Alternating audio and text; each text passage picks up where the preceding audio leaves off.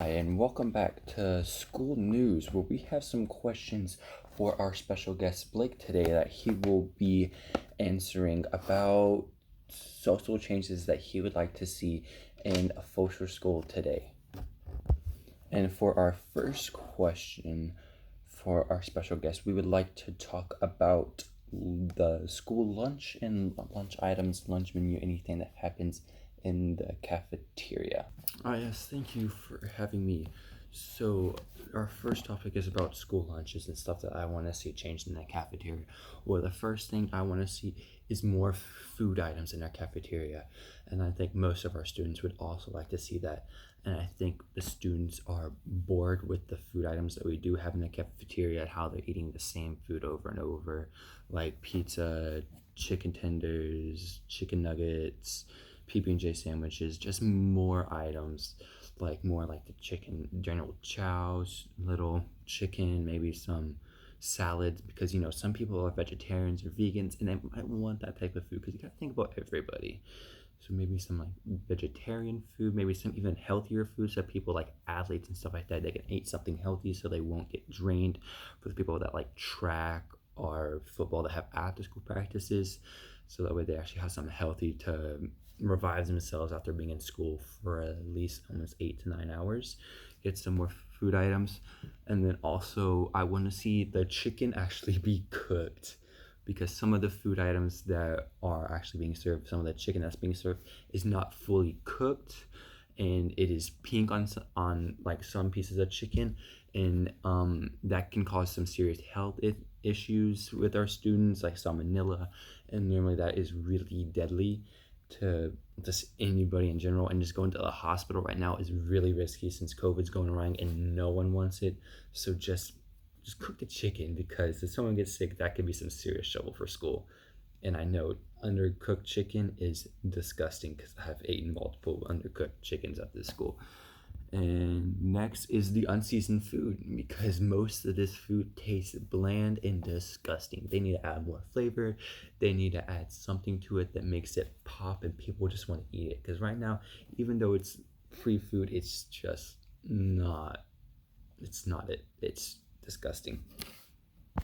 All right, thank you, sir, for the lunch. That was really incredible. And I do see these problems at our school lunch in general about, like, I've even saw the undercooked chicken, and that is not that very tasty at all. Sometimes I like when I eat it, I just want to throw it back up because I know how disgusting it is.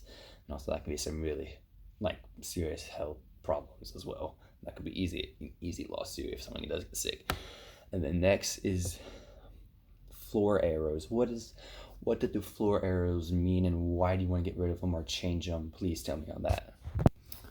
Yes, the floor arrows. Many people in the school are confused of why they are here, because some people just don't follow them. Like, when you follow the arrows, it's just controlling you to go like a certain way, and it's just not efficient to get to your classes. And also people like, I really just want to see the arrows just get removed in general, because some people don't even follow them. Like, what are the arrows even supposed to be for? Just to direct you in a path? I mean, even getting from class to class, if you're on like the opposite side of the school, let's say government, economics, history, anything like that, which is on the bottom north side, and then trying to go to chemistry or physics or anything in the science department, you have to walk all the way around and then go up the stairs, and it just takes way too much time. And some students are getting tardies because of these arrows, and they're missing class time because of it. And then they have to go down to the office to get a tardy, and then they get in trouble. And if you have multiple of those, which some people do have, just because of those arrows, well, then you can get in school detention. You can get school lunch detention. It's just horrible. You don't get food, and it's just awful. And also, like, the teachers, they just have like some special privilege that we as a student don't get. If like administrator sees them walking, it's okay. But if a student is walking the same way the teachers are walking, we will get in trouble. We were told to get a walk the other way, even if it's like a it's an easier convenience just to see, like, okay, we can have some students walk this way. It's not crowded. Everybody's okay with it, and even the teachers. We just want to follow the teachers because it's. I mean, we as a student, we know that it is a dumb rule that we should follow, and yeah.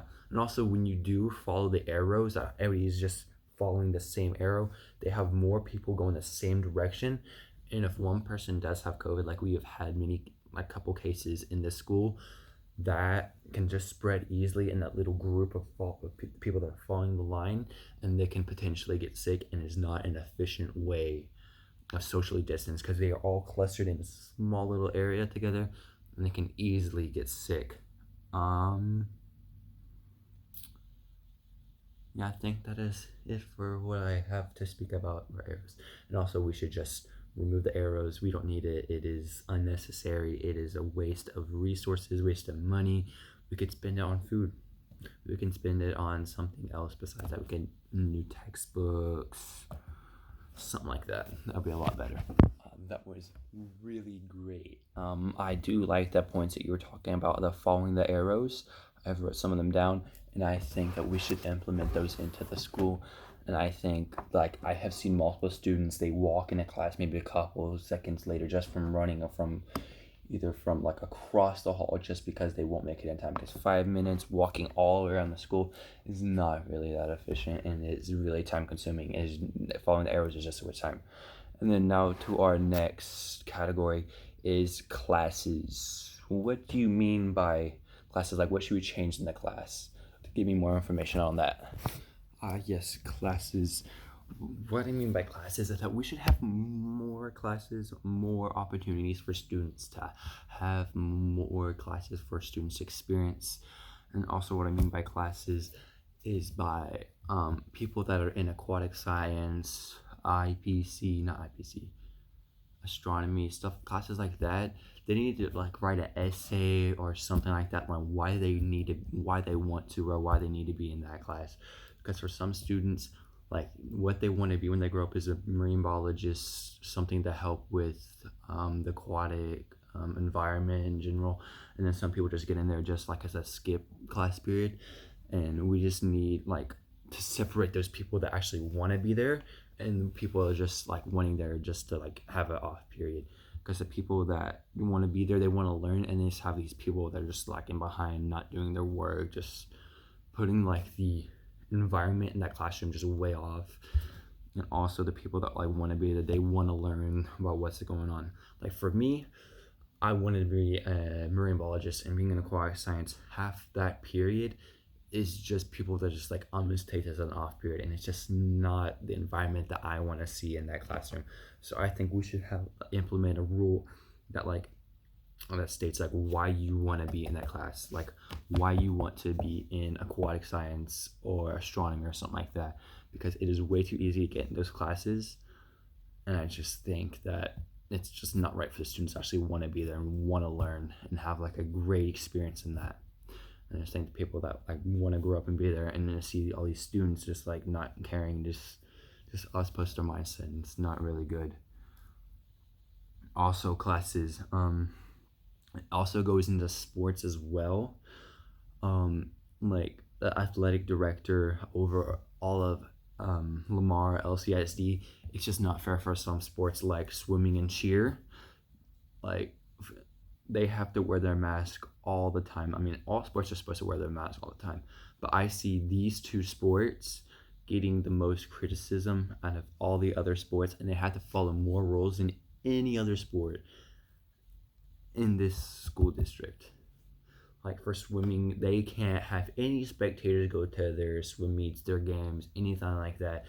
They can't have more than 24 people in the pool at a time, because I think it's going to get COVID. But yet football, they can have 11 people all scrunched up together in a ball, not wearing a mask at all, and can easily get infected with corona. Cheerleading, if you go watch their football games, they don't even buy the band, which they need the music to listen to perform their cheers and stunts and stuff like that, which they really do not have. They cannot hear any music at all when they're cheering, so like they need to be closer to the band so that they can hear. And it's just really off-putting to the cheerleaders, even the seniors, that like what they're supposed to do, what they're supposed to cheer about. It's just really upsetting for the seniors. Also, about the mask situation is that people on the football, tennis, track team, they have been spotted without wearing the mask, and there's no repercussions at all. But I'm starting to see that the athletic director, administrator, they're starting to implement rules that if they're not wearing the masks, then they can get their sport canceled, which I don't think it's fair at all. No sport should get canceled because some seniors, that's like their last sport and they can't help it because of some stupid people that just don't want to wear their masks. So I just think that the people that are not wearing their mask, not being safe, sorry, that are not wearing their mask, not being safe, should be kicked out or have some type of punishment, but not punish the whole entire team uh, as a whole, because it's just not fair for everybody that if their sports gets canceled. Um, all right, thank you for that. And do you have another point to talk about at all?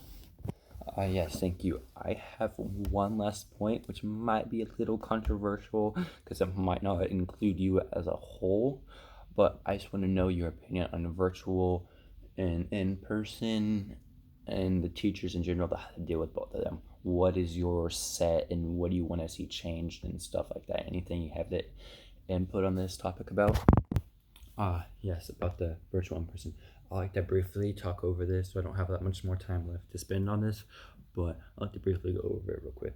Okay, so that in person and virtual, there is a big difference in grades overall, but I have seen multiple overall scores and tests for virtual being a lot lower than in person, and I think there needs to be some type of change for that. And I know that there are a lot of people that are failing that are in virtual classes, and I know it's really hard for them to focus. So I think they need to do something. And I also heard from a fellow teacher that students are just doing the attendance task for just to get their attendance for today and not doing any assignments, not showing up to the Zoom. So I think they should be punished. The attendance task should not count as attendance for virtual, and they should have to be forced to go to the Zooms if there is a Zoom day, because for some students that's just like, hey, I have done my attendance thing, I don't have to show up, I don't do anything for that class that day. So it's just like a free skip day for that class. And also for the teachers, they have to deal with both the virtual in person. I think it's not fair on the teachers because I know they have to put up with a lot of stuff. Having a parent for the teacher, she is constantly doing work at home and on school. She has like no free time to focus on herself at all. She's constantly putting grades, doing tests, quizzes, assignments, emails, paperwork for the students that don't turn their stuff in. They're failing, they have some type of reason why they need to get paperwork or just stuff like that. I think teachers, like for them, it's just a really hard time for them to do all the work. So they just need some time off. They need to take a break. They just need some relief because they are just pounded with work, and they just do not have any time to relax, any off time. So even on the weekends, they are working nonstop. And even if you're a coach, I understand because you have either a sport in the very early in the day or even late at night, so you don't have that much time to work as focus on schoolwork. So you also have more time. So some like teachers, my mom, she does not go to bed until like maybe 10, maybe 11, maybe even 12 o'clock at night because she's just busy with schoolwork and she's just really stressed out with schoolwork. So I think just doing the schoolwork for online and in person just needs to be cut down. I think we should just go back to all in person because just the workload that the teachers are getting put on is just not fair. All right, thank you. That is all the time I have for today. Thank you for letting me do this. Oh, my time's about to end. All right, thank you for having me on this topic today. This is my social. Shoot, I forgot. It's the third one. So hopefully this is well. most of my information comes from just acknowledgement of the school, just me like just viewing everything from school. So yeah.